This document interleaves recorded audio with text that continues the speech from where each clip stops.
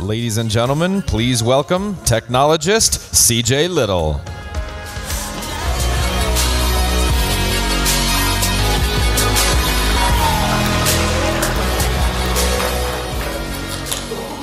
Is everybody enjoying lunch so far? Thought the food was delicious?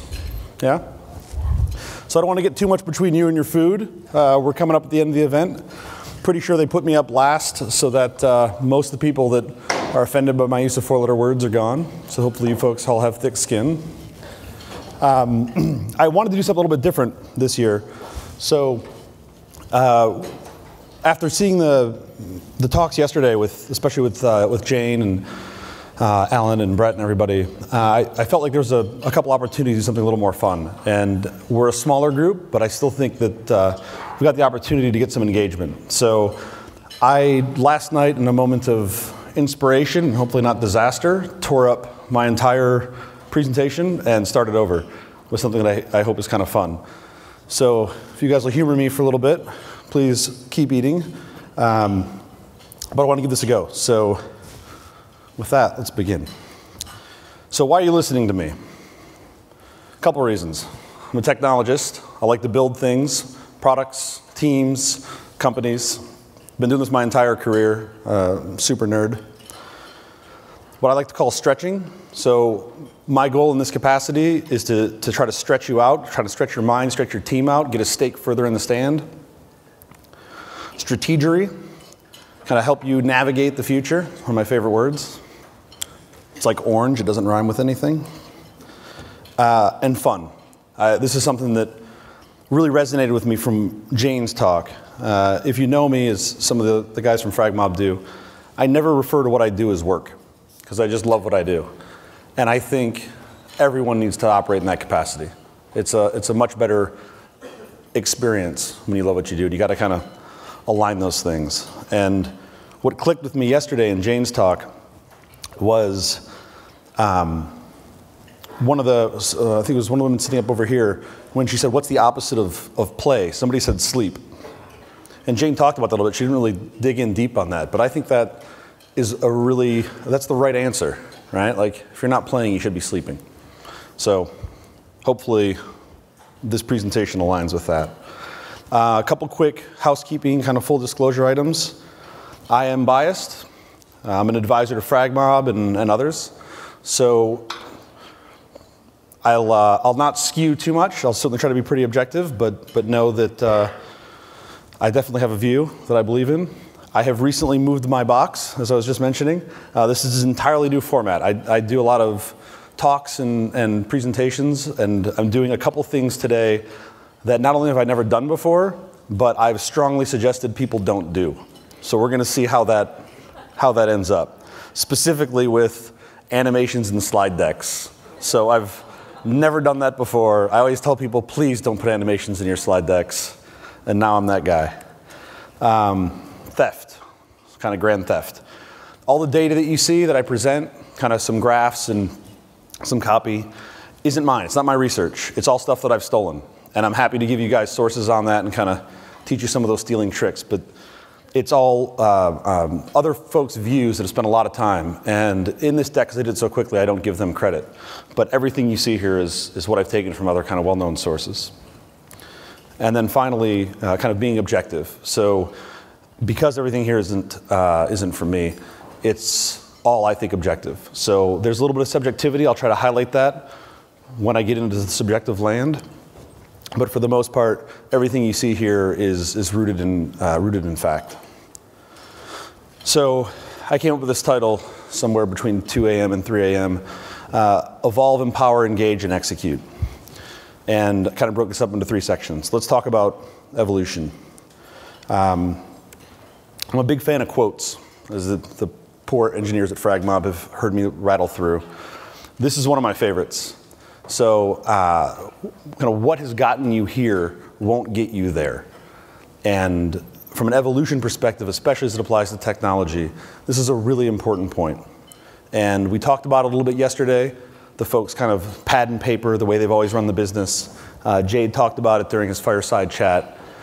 I think it was a tree trimming service that Jade was friends with. And it was like a pad and paper business. And that got them to some place, right? I think they're like the largest tree trimmer in all of California. And starting over again with that same process isn't going to get them there. So to me, that's really important and one of my favorite quotes. So as part of this new format, I wanted to kind of play a little game. I was disappointed in the lack of engagement with people. We're here talking about instigation, and we're talking about trying to, what we can do to move the industry and kind of stretch you out. And I didn't see any engagement with folks yesterday. So I kind of want to play this little game. Not gamification, but let's see if this works. So I took some data and I stripped out anything that would tell you what it is.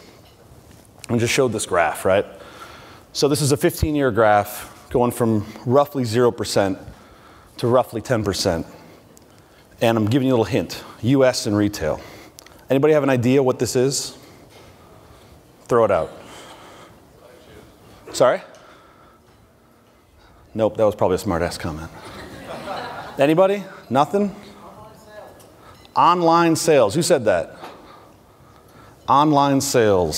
Somebody give that man a prize. Percent of US retail spend from e-commerce over the past 15 years. So that's 1 out of every $10 spent in retail in the US is coming electronically through e-commerce. That's a $340 billion business just in the US, right? That's amazing.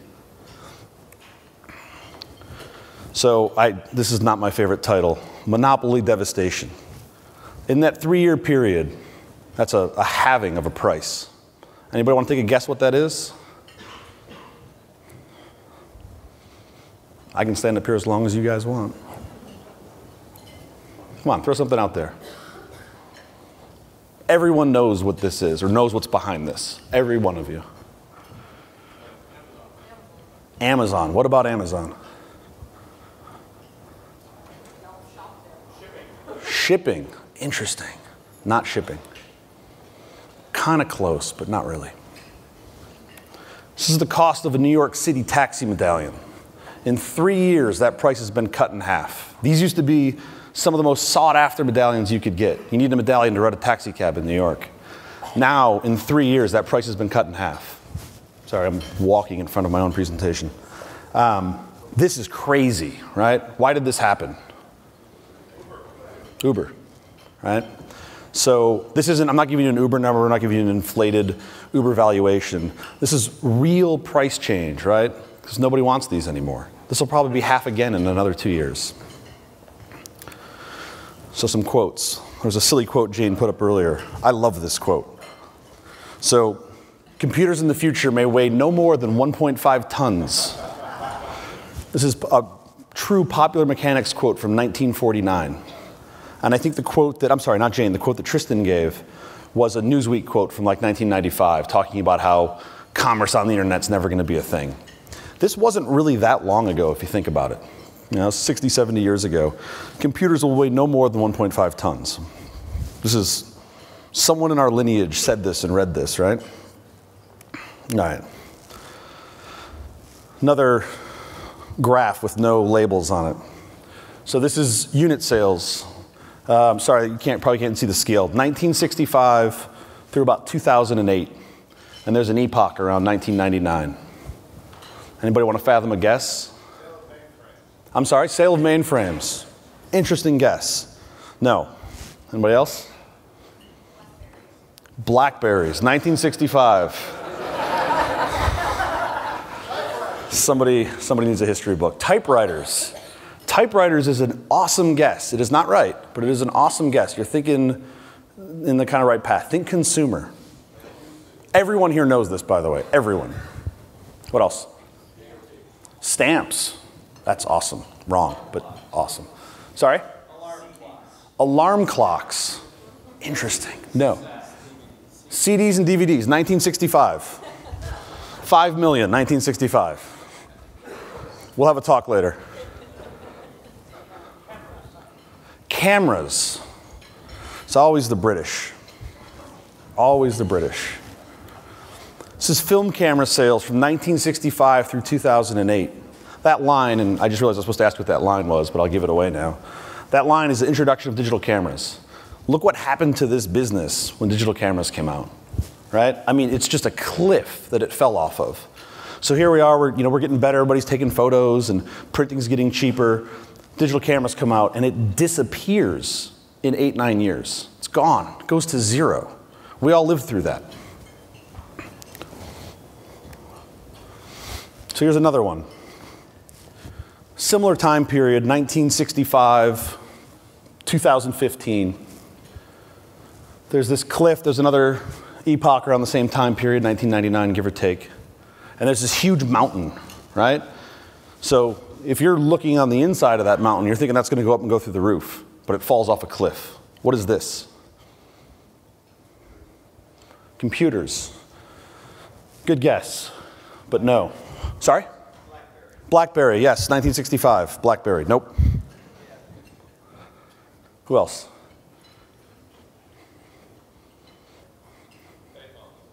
Payphones, that's an excellent guess. No. I would actually like to see what that looks like, but no.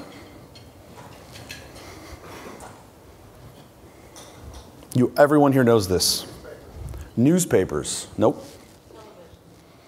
Televisions. 120 million is the top of this graph. Right, so you're selling 120 million units a year. I'm betting TVs are much greater than that. It's not TVs. Cassie, you got a guess? Come on, you guys are doing so well. This is working way better than I expected. Fax machines. How much faxing were you doing in 1968? I'm just curious, because man, you've got some really advanced stuff going on. Want to visit your time machine. Radio. Ah, man, radio is a good guess. I don't think radio would have a peak that big in 08. Book sales. Good guess, but still wrong. Polaroid. What of Polaroid? Like the film? Like the film? I did that in the last slide. The mountain is what's key. So this was a really big thing in the late 2000s and then got annihilated. And to give you a hint, what happened in 08, 09?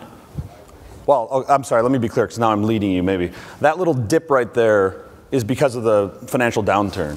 But the cliff is not. The cliff is because of something else in 08 and 09. Blockbuster. I remember those guys. No, not real estate. Record sales. Good guess. Still wrong. I hope this is as much fun for you guys as it is for me. Because if it's not, I'm really sorry. Boy bands. That's interesting. Next year, I'm going to do a follow-up with boy bands. I bet you there's a big mountain right here, right? Beatlemania. And then when I followed Boys to Men later. What else?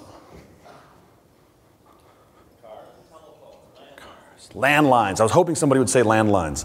I think landlines is a really good guess. And I happen to know what that looks like. That's a similar kind of mountain, but it's much more rounded. It's not landlines. You guys are going to hate me when I tell you this one. It's going to be like pitchforks and torches coming after me. All right. Any more guesses?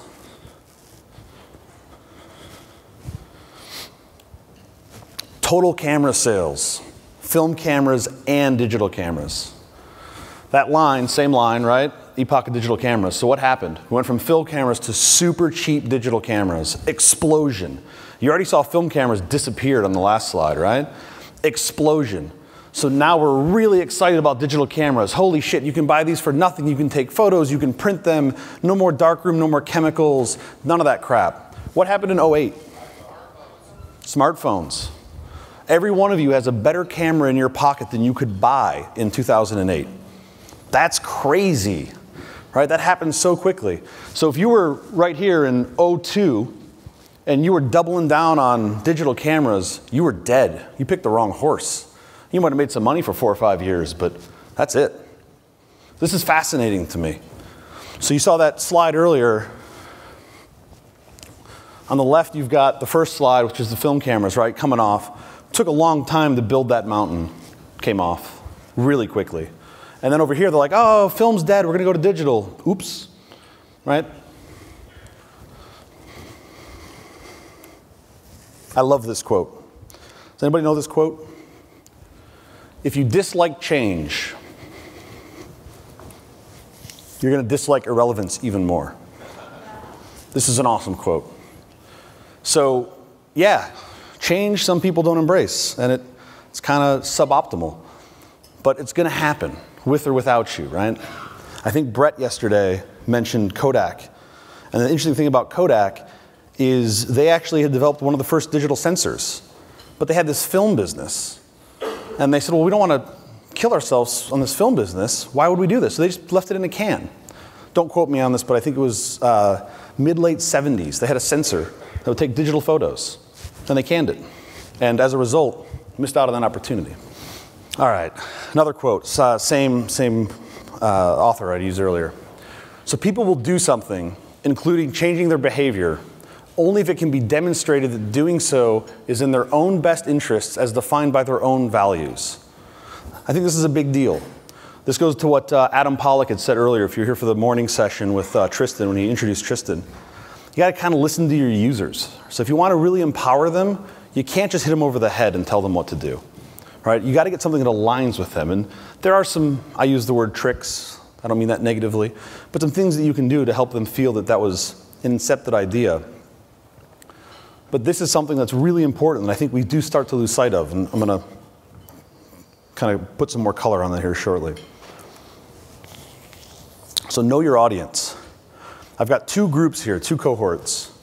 The first one on the left, these folks use kind of two screens at a time. They communicate via text message. They're generally considered content curators, and they're more focused on the now. Group on the right, 5 screens at once, on average, communicating more visually, kind of with images. They're content creators, not so much curation, and they're more future focused. Anybody want to take a stab at who these groups are? Baby boomers and millennials. Interesting. Baby boomers on the left, I'm presuming, millennials on the right. It's a good guess. It's wrong. Anybody else? This is a layup. You guys can do this. It's not fax machines. Or CDs. I'm sorry? Jonathan and CJ. That's probably pretty accurate, to be honest. But no. Sorry? I can't hear you. Women and men. No. I have no idea what he said, but people laughed, so I'm just going to go with it. You guys know this one.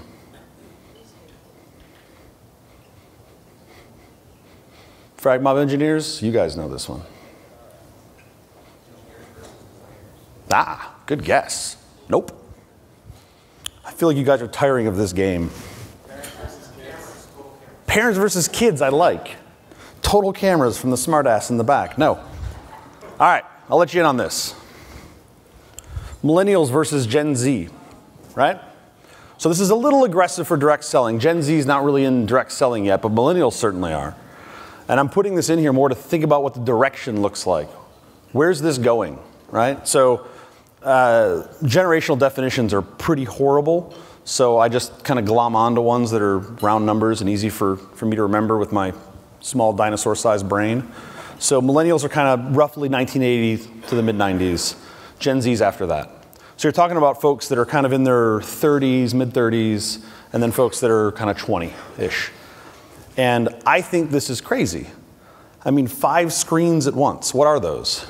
iPad, a phone or 2, maybe a computer, a TV. This is nuts. This is where the world's going, right? You might not like it, but that's what's happening. So facts, I foresaw your comment. So how do you communicate with these folks? Paper, fax, email, phone? No. None of those things. 94 trillion. Anybody want to take a stab at what that number is? Text. Man, you guys are getting good at this. Total number of messages sent in 2015, excluding email.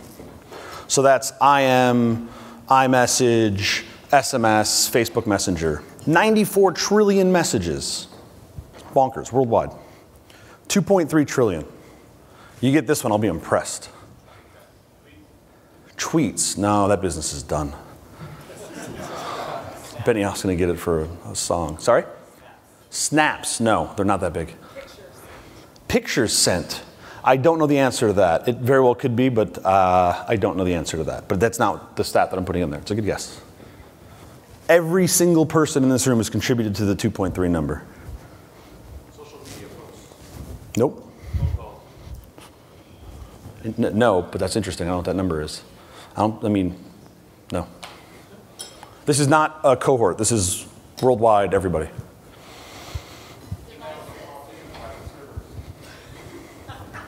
Wait, what? I feel like I need to leave the stage and find out what just happened over here. What? Emails on politics and private servers. No. But thank you for your participation this evening. You guys know this one. You all do it. Every single one of you have. I bet every one of you have done this today. Sorry? Selfies. Sad. No. 2.3 trillion selfies. This is what we've reduced ourselves to. Cure cancer, take selfies. Conversations. Interesting. Nope. Gone online. I'm sorry? Gone online. Gone online. Interesting. No, but I'm curious what all these numbers are. I hope somebody's writing these down.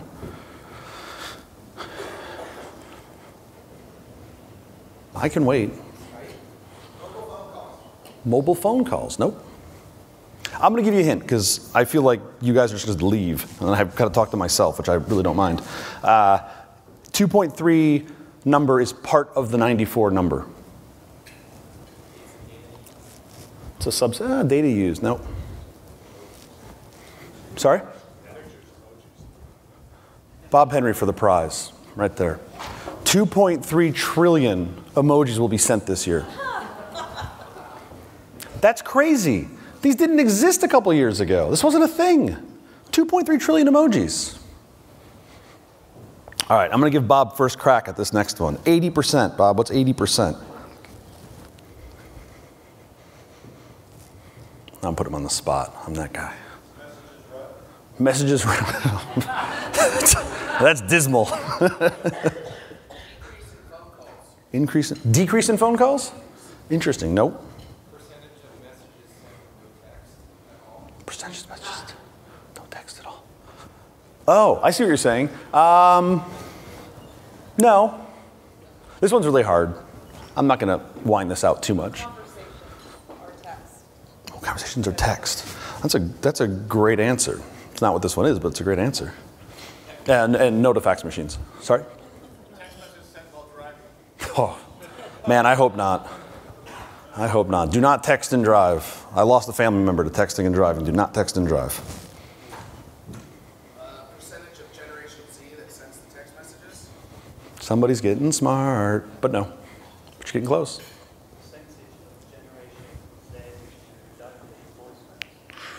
Man, you're just getting complicated, Martin. Percentage of Generation Z, which I think means Z. I don't speak British. That don't leave voicemails. There's a negative in there, so 20% do. I mean, the answer is no, but I enjoy your logic. Keep it going. You guys are doing good. How about this side of the room? FragMob engineers. 80% of those messages were sent by generations. Ha! Getting closer. I'm going to let you off the hook. 80% of 18 to 65-year-olds send an emoji daily. This is crazy. I frankly didn't believe this when I first saw it. That's 4 out of 5 people. It's crazy. We've redefined language in like the last 6 years. It just happened. None of us were really paying attention. It just kind of happened. All right, 60. What does that graph look like? Sorry? Where does that start? Teetering off and not sent. 65, is that like 1%? Small portion? Just out of curiosity. Oh, good question. I don't know the answer. I'll try to find out. But I bet you it's not as lopsided as you think. Yeah. I mean, okay, personal story. I made the horrible, horrible mistake of showing my father's an engineer, and I made the horrible mistake of showing him the emoji keyboard. Now I don't know what the hell he's texting me.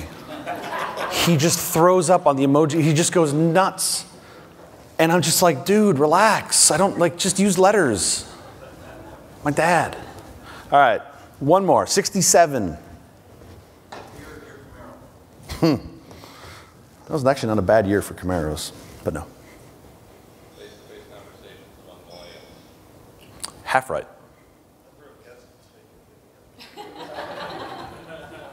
Yep, I can sense the hostility building. I can feel it, but we're talking. Somebody made the horrible decision of calling this instigate, and then they brought me here, and this is now what happens. Instigating. Email sent by Gen Z. I feel like if Aaron and Bob Henry went into business together, it'd be an unstoppable force. Pretty close. 67 text messages sent daily on average by millennials. Now, I actually find that number to be, I think, kind of low, personally, but on average, every day, 67 text messages. I tried to find the number for, I have it somewhere, of emails sent. It's around a similar time. I didn't want to quote it, but it's much, much, much less. We've got some millennials here. How many emails do you guys send a day, counting your work emails? Roughly. 5? 10? 3? 1? I mean, it's a much lower number. The point is, phone, dying, email, dying, fax. Aaron, have you ever sent a fax in your life? Never sent a fax. Now, in the 60s, faxing was a big deal. Throwback joke. All right, let's keep this going. I'm honestly really enjoying this. So 8 of 10 millennials agree. 8 of 10 agree. Their smartphone never leaves their side, night or day. Never leaves their side. When they wake up, the first thing they do is reach for their phone. How many people here do that? You have to shut off the alarm. Exactly. Spend more than 2 hours every day using their smartphone. So this wasn't rooted in stats. This was just a questionnaire. This tells me something. Kind of highlighted it in red. This tells me something.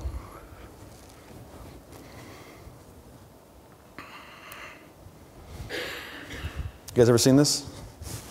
Is it animating? This is 8 years of iPhones. This is every iPhone up to the iPhone 6s Plus, and they're unlocking them all at once. It's amazing. But that's 8 years of smartphone technology that's all been lumped together.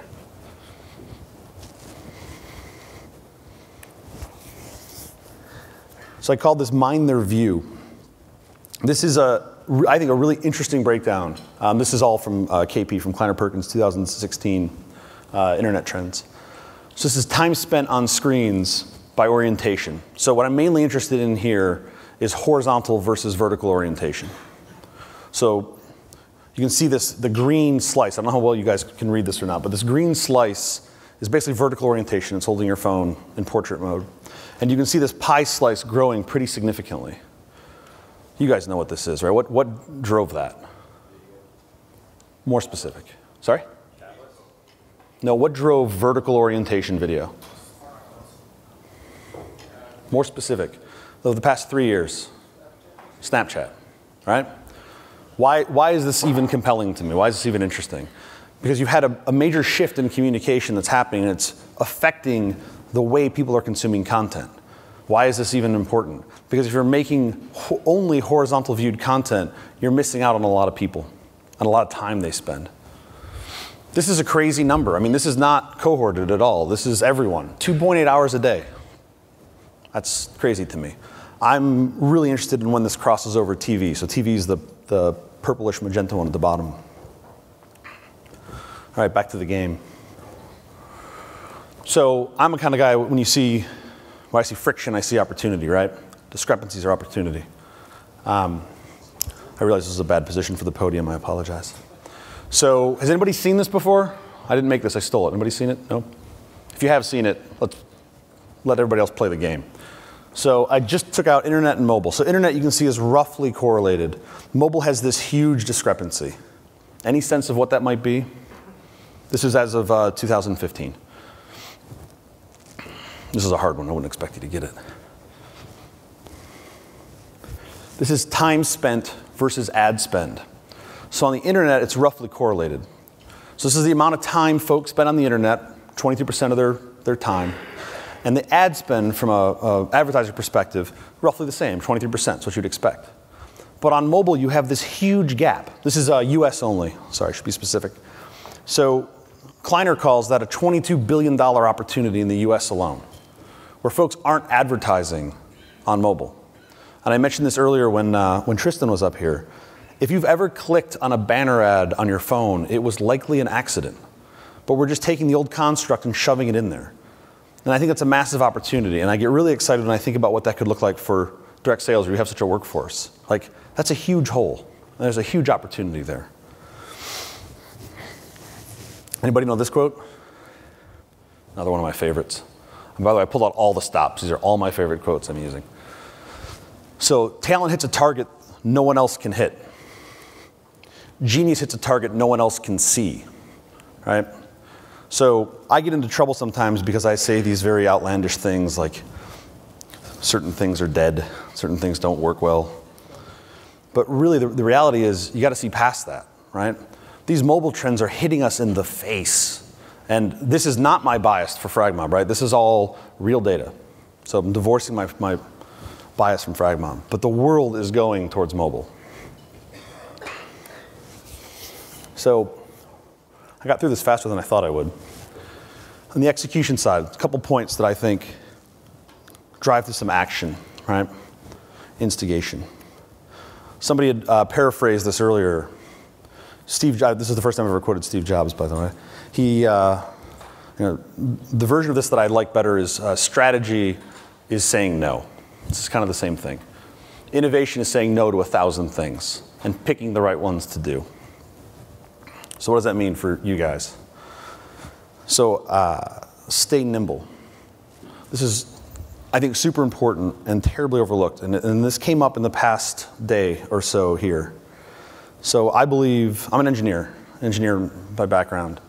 And this idea of fail fast, it took me way too long in my life to learn this lesson, but I've certainly learned it empirically. The only thing I know for sure is that I don't know the answer, but I know I can figure it out. So if you just sprint to failure, right, correct your course as fast as possible, and then just keep doing that, you will get to the answer. And why I bring this up is I can't remember who was speaking about this yesterday, but I think it was Brett. Is Brett still here? He can tell me if this is right or not. So he had made a very side comment to, when you're doing your Q4 strategic planning, and when I hear that, my head explodes. Because you can't, in this environment, plan for a year. It's moving too fast. It's just not going to work. So you got to think about these things as next strategic actions, right? I steal this from David Allen. What's the next smallest thing that you need to do to get to the goal, right? You got to think in those next strategic actions. And it's like my favorite old adage, how do you eat a humpback whale? One bite at a time, right? That's the answer. Plan less, execute more. So what's common in development cycles has been kind of this crazy movement over the past 15 years or so is agile methodologies. So this is, I paraphrase it as planning as little as possible, but as most as you can, the most that you can until there's going to be a change in course. Because if you put together a 6-month plan or a 12-month plan or a 36-month plan, I guarantee you 3 months in you're going to be off course. And then what are you going to do? Stick to the plan because it's the wrong plan because you all agreed in Q4 that was the right thing to do? That's a horrible idea. That's not how you're going to win.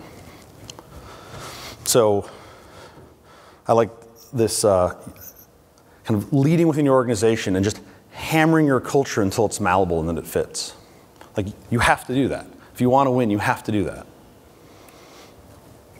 And this is a big one for me. So all my portfolio companies is probably one of the things I struggle with the most, which is getting the focus on their core competency, especially with engineers. We love to build shit.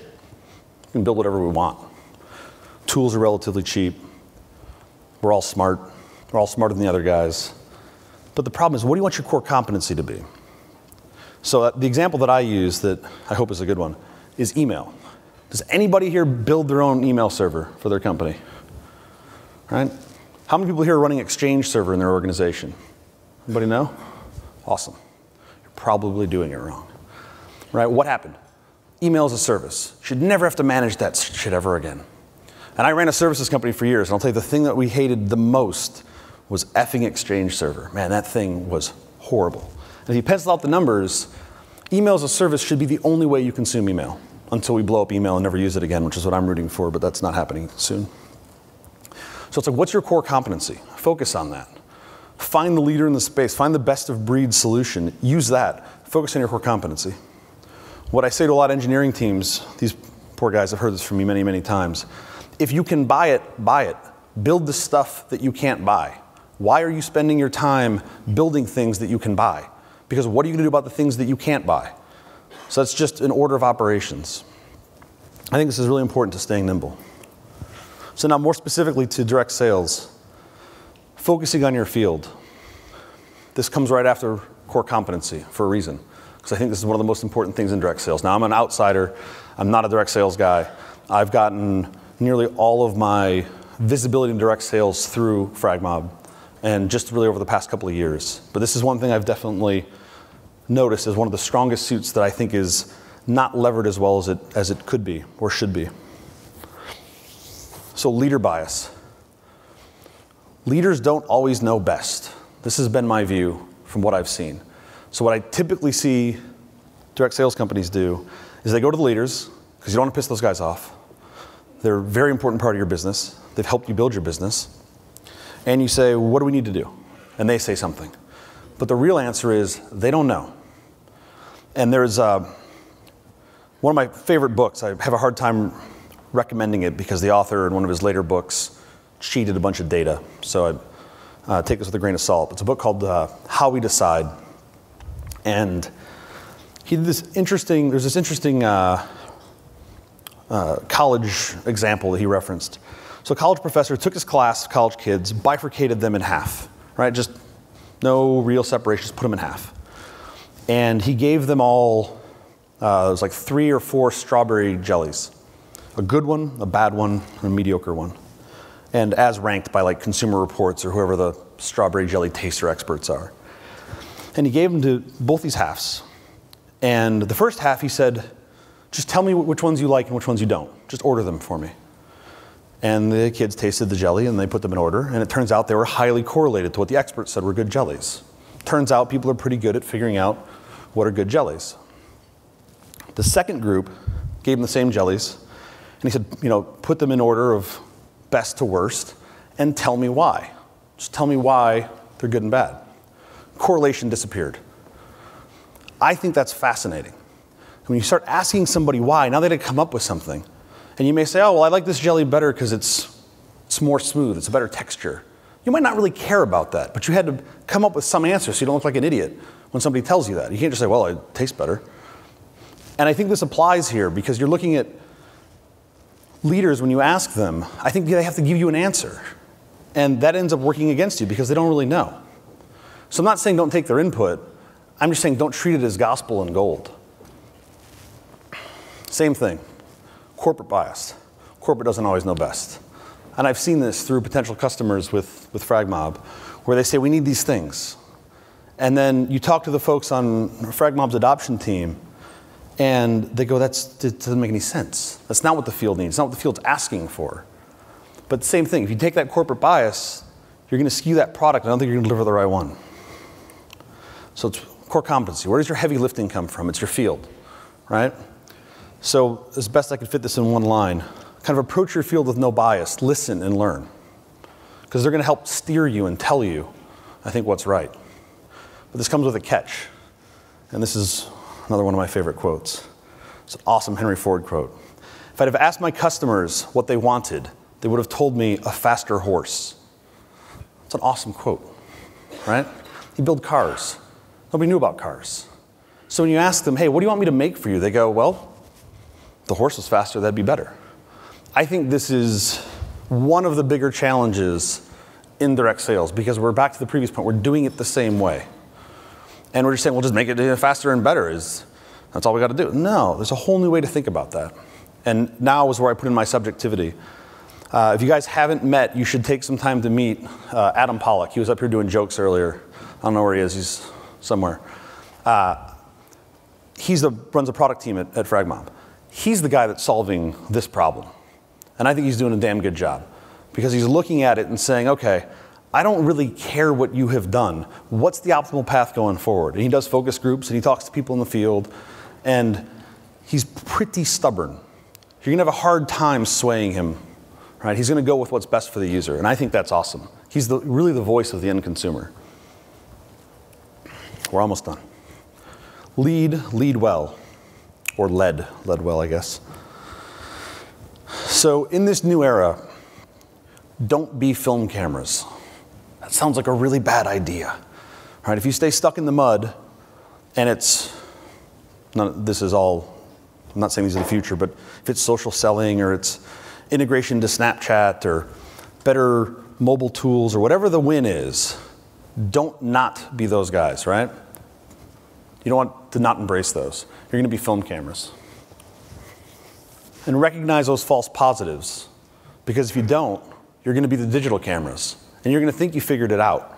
And you're going to be, we got it, we're good. And then the carpet's going to get pulled out from under you. This is why I say things that people really get pissed off about, which is, if you're laser-guided focus on the web, I think you're digital cameras. That's not where it's at. And don't believe me. Look at the data that's out there. Look at where people are using the web. Look at how people are consuming the current web, what devices they're using. These things are dead. The only reason I carry this is because I pretend to be an engineer still. It's the only reason I carry this. If I didn't have that little pretend, I'd carry around an iPad Pro. And I'd do my email from it and my web browsing, and I'd be done. Probably not an Android, Aaron, because those are not good. Lever your assets, right? Enable your sales force with tooling, with training. Give them fuel. Give them wind in their sales. One of the views that I have, I look at Amazon. Again, I think Brett, I'm just riding on Brett's coattails today. Brett had a slide that showed some Amazon numbers, I think top line revenue and maybe market cap, and they're really big numbers. And Amazon's this giant force that killed Walden Books and killed Borders, is probably killing Barnes & Noble. And you just think, well, man, how are you going to take on Amazon? I was the guy up here that yesterday bought something on Amazon during someone's talk because I'm that asshole. I don't really know what my life would look like without Amazon. I buy just about everything on Amazon. It's usually cheaper. We're damn close. I don't have to do anything. It just shows up. I get to look at reviews. I help the ecosystem. It's like part of my consumption DNA. And you think, well, man, you're not going to be able to knock off Amazon. And my view is that I think there's an opportunity to really compete with Amazon, because there's one thing that Amazon's really missing, and that's any human touch.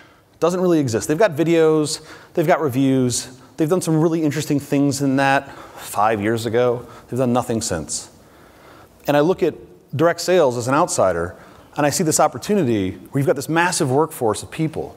And maybe I don't know what big purchase I want to make or little purchase. Maybe it's skincare or it's a vacuum or whatever it is. And I want somebody to help guide me on that journey. And the way that it's been embraced, in my opinion, again, subjectivity, is not the new era. It's been folks that are saying, well, we sign up, we'll bring you a form or we'll send you an email and we'll kind of do it the way we did it before. I think that's broken. I think if you had the opportunity, if I could go to Amazon and look at a product, I just recently bought a blender. This is how boring I am. I finally said I'm going to invest in like the best blender I can buy with money. And by the way, it was an amazing decision. This thing, if I could sleep with it, I would. That would not be good now that I think about it. Let's go back.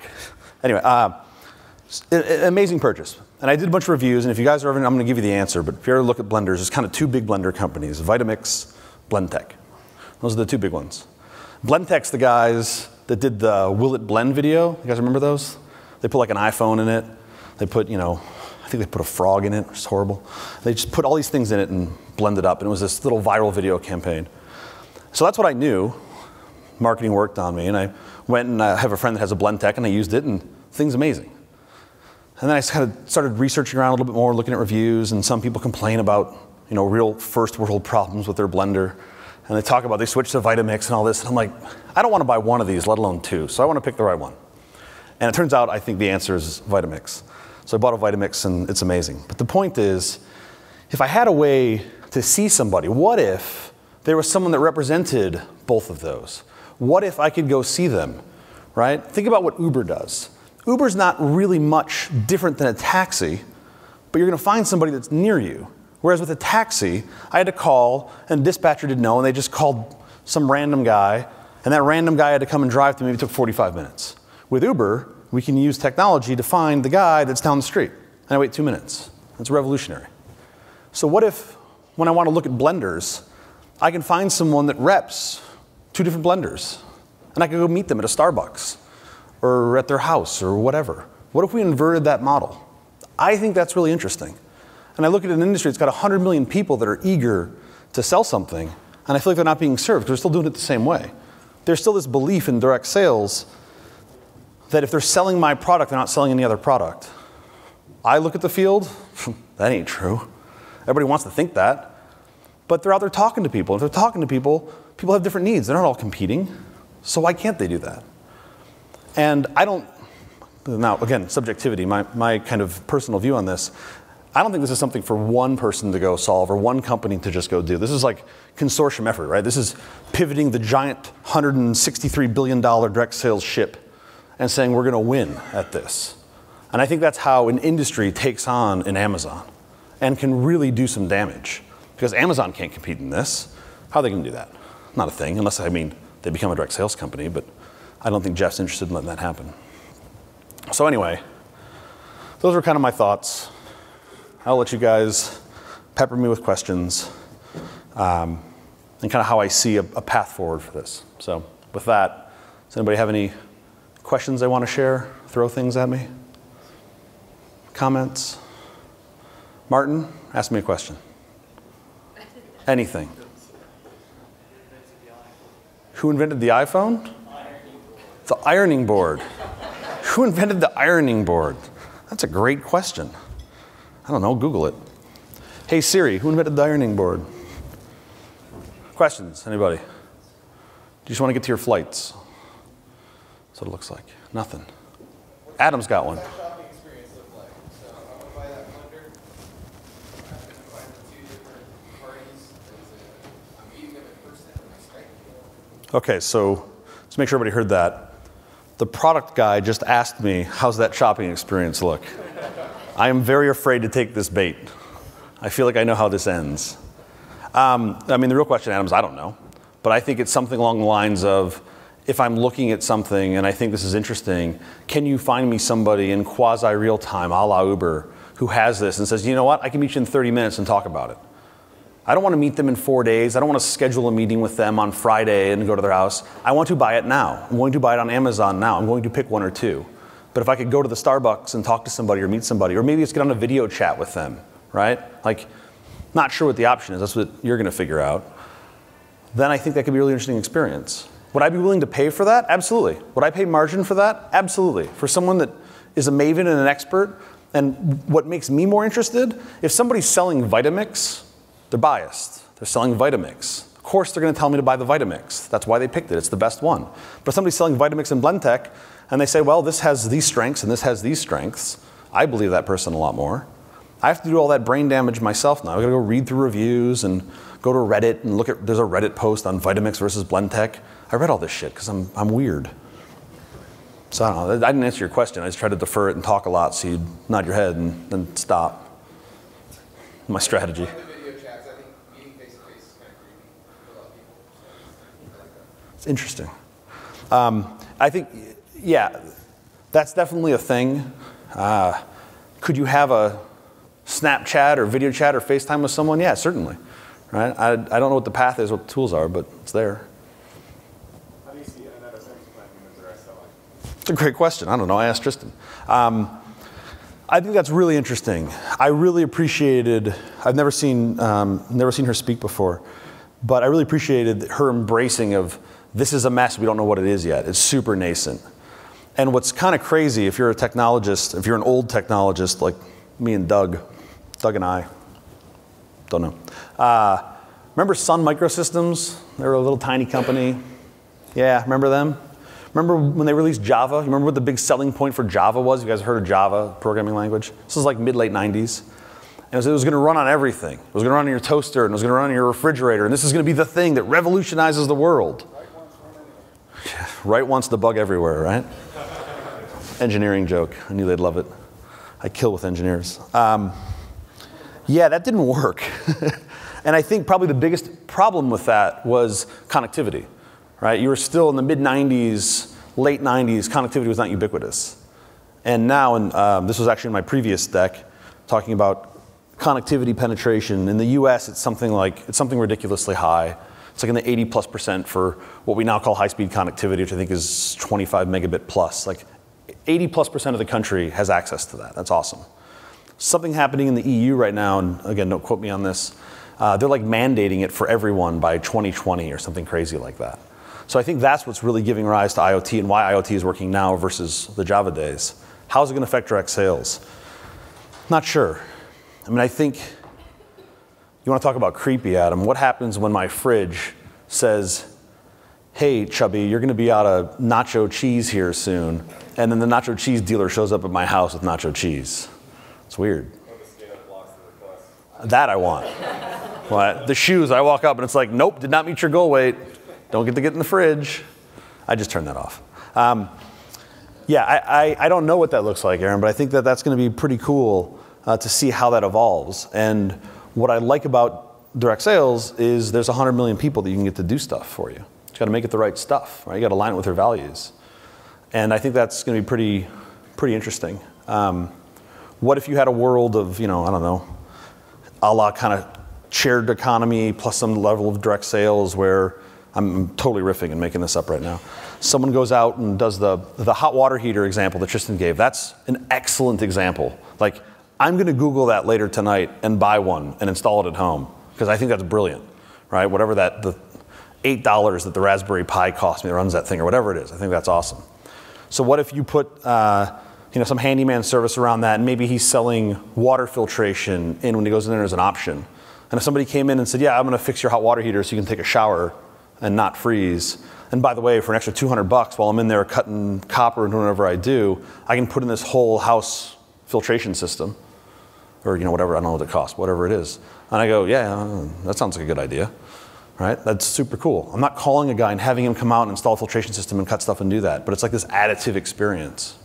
I don't know, maybe that's how it works. No idea.